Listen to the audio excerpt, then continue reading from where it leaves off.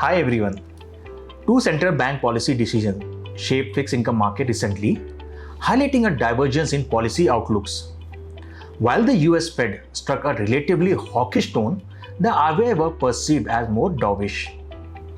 The US July FOMC meet kept the Fed funds rate unchanged at 3.50% to 3.75% in a 9-3 vote. Although the decision to leave rates unchanged was widely anticipated, the split vote underscored growing differences within the committee regarding the appropriate level of the policy rates. Treasury yields moved higher, particularly at the longer end of the curve, with 10-year Treasury yield rising above 4.70%. Going forward, incoming inflation and labor market data will remain the primary determinants of the Fed monetary policy.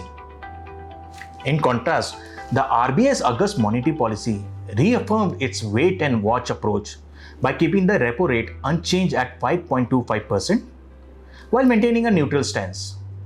The RBI's MPC acknowledged an improving macroeconomic data, raising its financial year 2027 GDP growth forecast by 10 bips to 6.70% and lowering its inflation projection by 10 bips to 5%.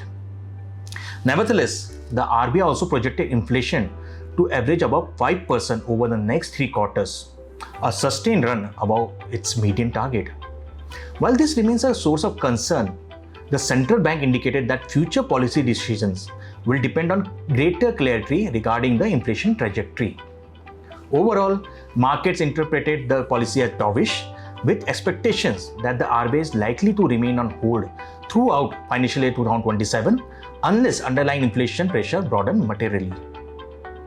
The fixed income market responded positively, with yields easing across the curve, particularly at the shorter end of the curve. The 5-year government bond yields declined by around 10 bips, while the 10-year bond eased by about 5 bips, resulting in a bull steepening of the yield curve. We expect the market to enter a period of consolidation over the near term, with 10-year Indian government bond yield likely to trade in a broad range of 6.70% to 6.90%, and expect the yield curve to retain its steepening bias. Thank you.